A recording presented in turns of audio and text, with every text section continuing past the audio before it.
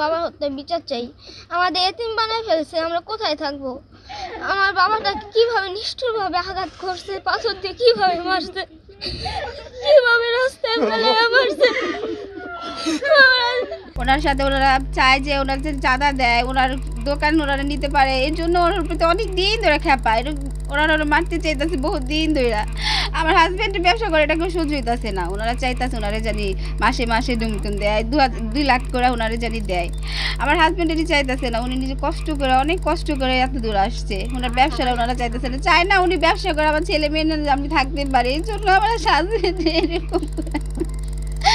এরকম করে যে মিরপুরের মতনই ব্যবসা করছে সেইখানে ওনার কাপড় ছিল না শরীরে, কিভাবে ওনারে টর্চার করে মারছে। আমার ভাই বলছে না আমার অনেক কষ্ট, অনেক আমার ছেলে মেয়ের জন্য পরিশ্রমের অনেক, আমি এই ব্যবসা তোমাকে দেব না। 2 লাখ টাকা আমি কেন দিতে যাব চাঁদা? আমি অনেক কষ্ট করে আমি টাকা রুজি করি। তারা বলছে না তোর চাঁদা দিতে হবে।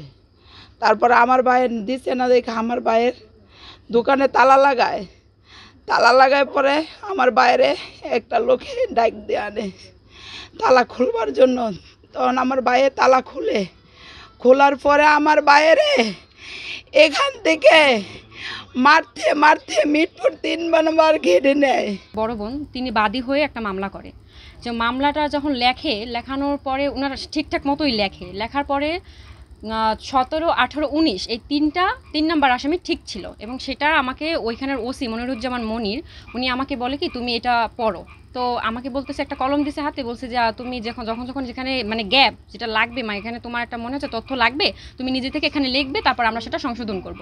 তো আমি ওটা কি করছি, আমি একটু এখানে চালাকি করছি যে আমি ওই কপিটারে আমার এই ফোনে ক্যাপচার করছি।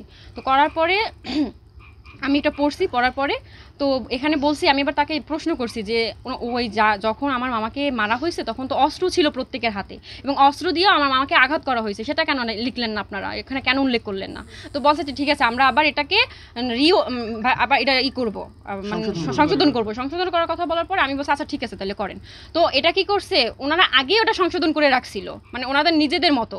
তো আমার মা যে প্রথম যে কপিটা ছিল ওইটা তার সিগনেচার দিতে হতো, যেহেতু বাদী সে, তো সিগনেচারটা ওইটা না নিয়ে এসে তারা যে নিজেদের মতো যে সাজানো হয়েছে ওই 3টা আসামি, মানে ওই যে 17, 18, 19 নাম্বার যে আসামি প্রথম যে কপিটা ছিল ওটা ঠিকঠাক ছিল, দ্বিতীয়বার যেটা কপি করা হয়েছে, দ্বিতীয়বার যেটা রেডি করা হয়েছে